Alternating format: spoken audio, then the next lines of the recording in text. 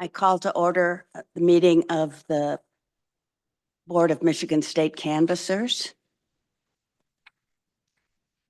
There has been a request for public comment by James Gallant. Mr. Gallant, can you hear us? Can we hear you? Yes, can you hear me now? Okay, Mr. Gallant, we have a short agenda, so we're going to give you 2 minutes this morning. Oh, yes. Well, thank you very much, Madam Chair. And hopefully that will be from now on. At the very least, I think it should be 3 minutes. But thank you. James Gallant, Marquette County Suicide Prevention Coalition. These are my opinions. As we'll continue our debate between you and I, Madam Chair, about Robert's Rules of Order and Mike Brady's instructions to the Secretary of State that public bodies in Michigan must follow Robert's Rules of Order and a minimum motion second first that brings the business before the board and under the Constitution. That was before they started the Independent Redistricting Commission. They didn't have any meetings. They didn't have any rules. And he said that's an inalienable right. Well, he didn't say that, but he meant that that's an inalienable right in the Constitution. It doesn't have to be written, doesn't have to be approved. And I'm hoping that the new Republican administration in Washington will get this reestablished back into our states and our country, and because that's where our Constitution works. And so I would ask you, you said that you addressed that issue. Well, I didn't see none of that. I didn't hear none of it. I didn't see that. You said, as addressing it, that we are assuming on a 40-year-old AG opinion that you don't necessarily have. But Mike Brady's testimony is that you do necessarily have to now, and that was in 2020, 40 years later. So we do have a real controversy here of the lawyers, top lawyers, and what they think.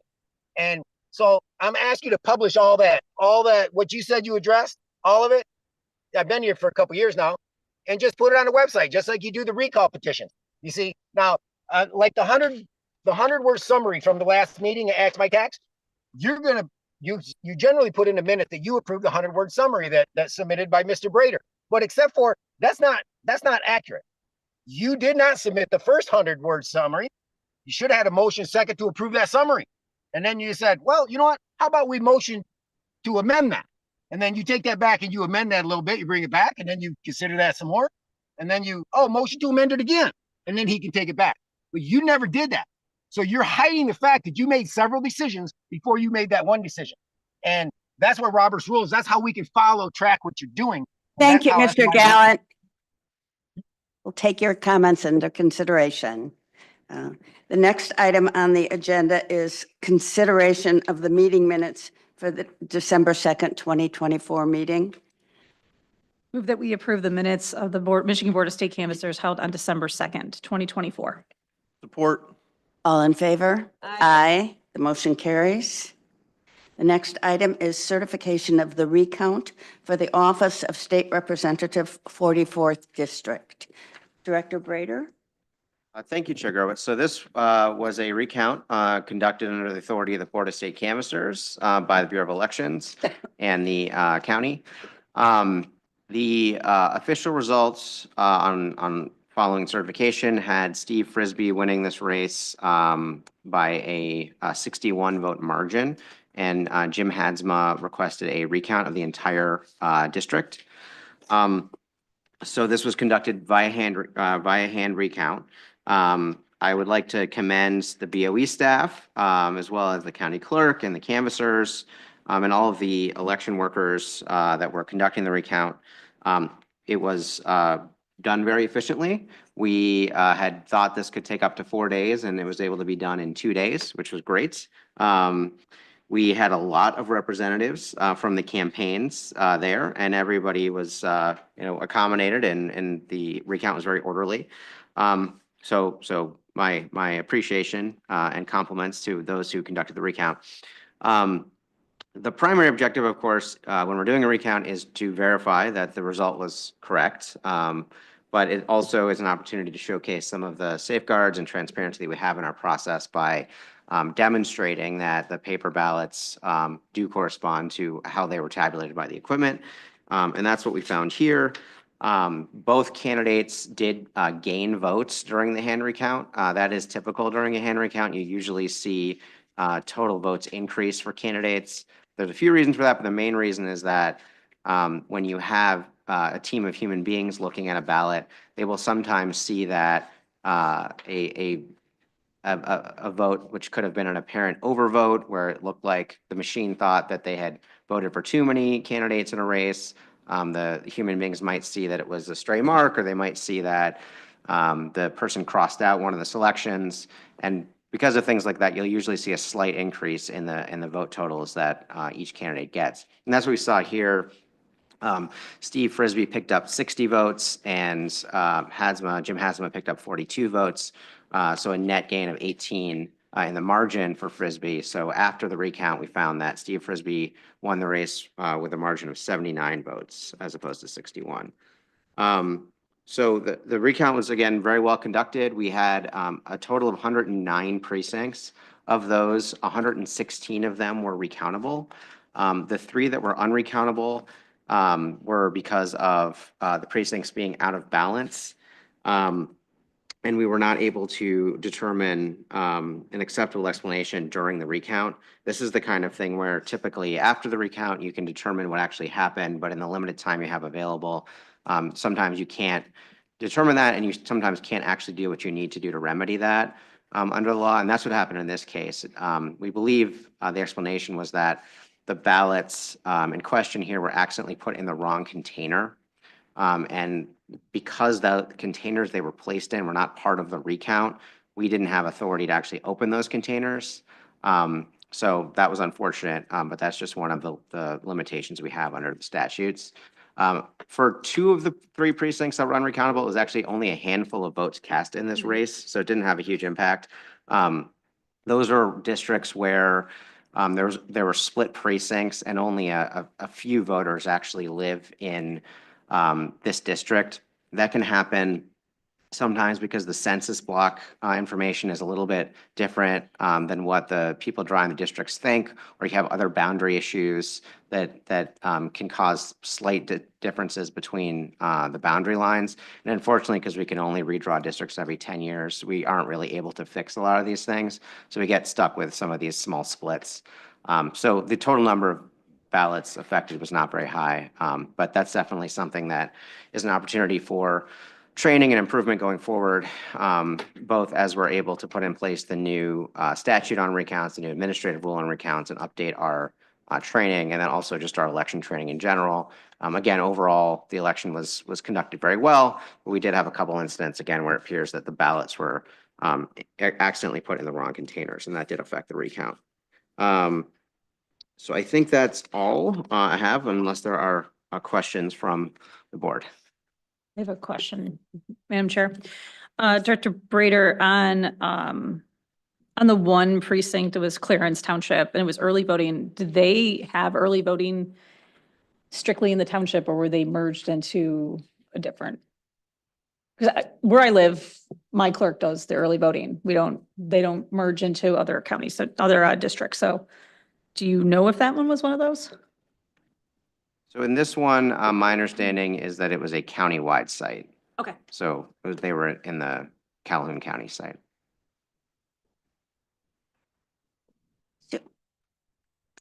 Let me just ask you about Emmett Charter Township. I know you said some were very small, but they only had 3 election day votes in the whole township?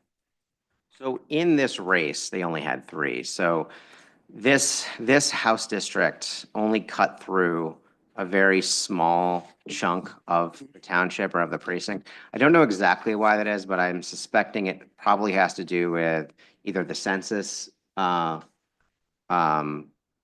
or the census lines being a little bit different, or the some of the boundary lines being a little bit different than what the district drawers thought they were. So we do sometimes see these things where the actual geographic description of where the line is sometimes doesn't perfectly correspond to where the line should be.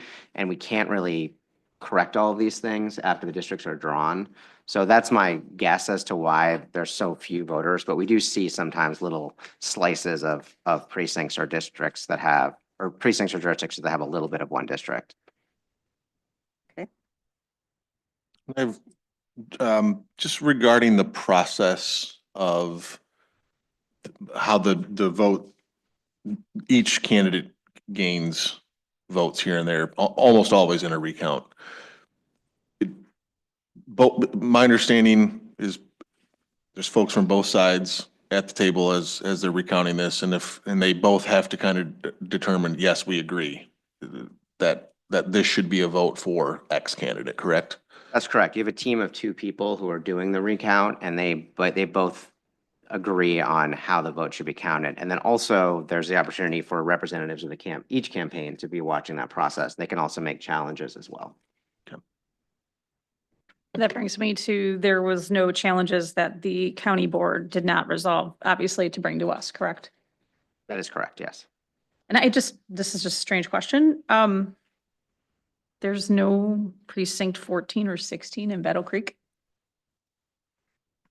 It's possible that those precincts are in a different House district. Okay, That's what I would Just think. curiosity. It's also possible that sometimes there are naming conventions that jurisdictions will use that correspond, they might correspond to wards or other things like that. So sometimes you don't have a straight numerical number, but I'm not totally sure why they're. Okay, yeah, Adam is telling me they were not part of the district. That's Okay. why, yeah. Any other questions?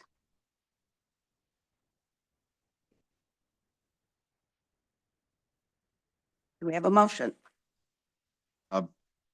Based on an examination of the recount of the votes cast at the November 5, 2024 general election in the 44th State House District, I move that the board certify that the attached is a true statement of the votes given in the election.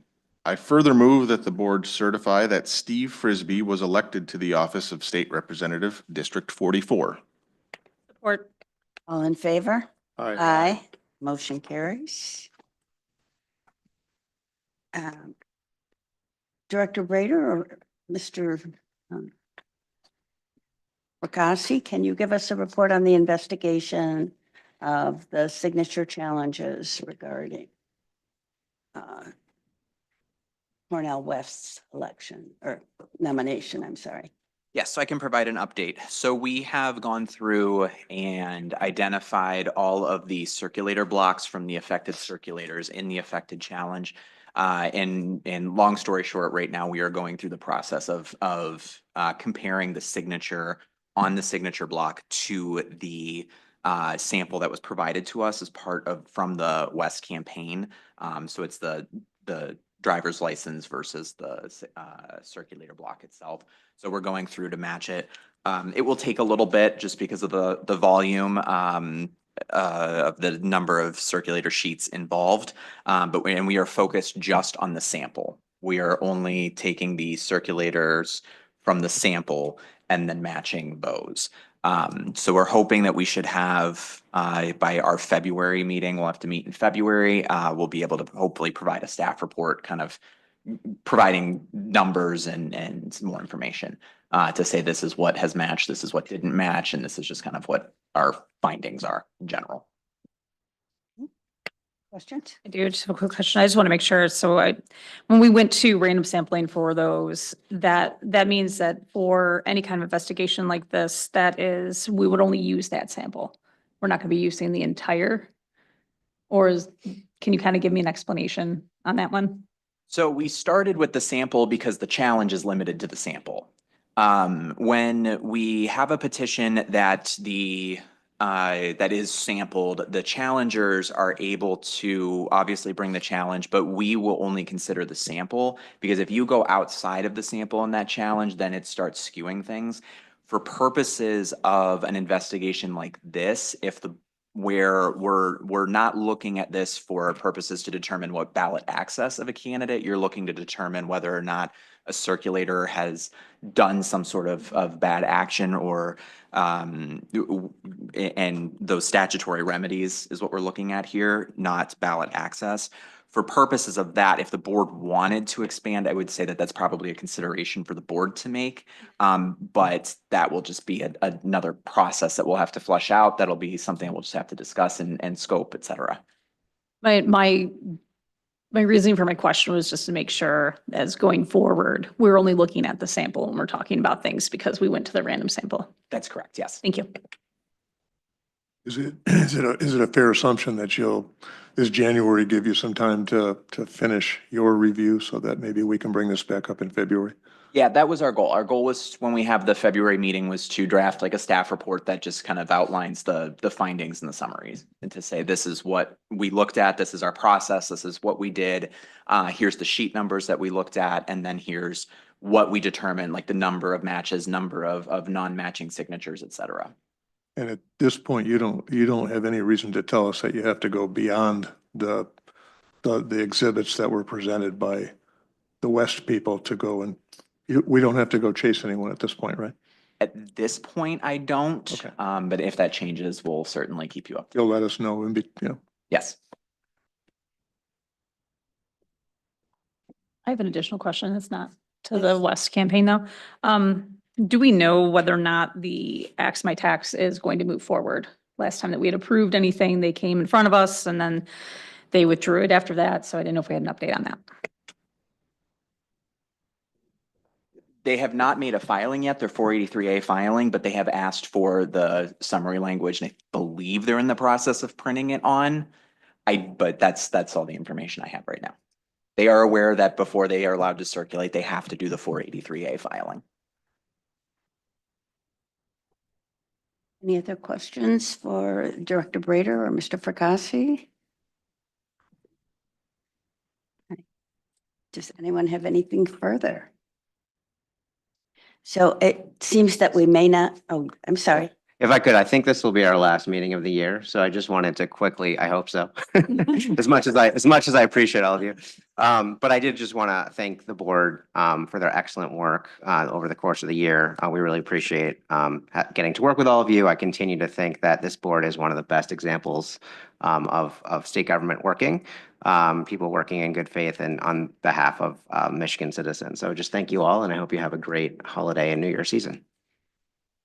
Thank you very much. And we certainly want to thank the Bureau as well for all of the good work that they've done in helping us to do our work.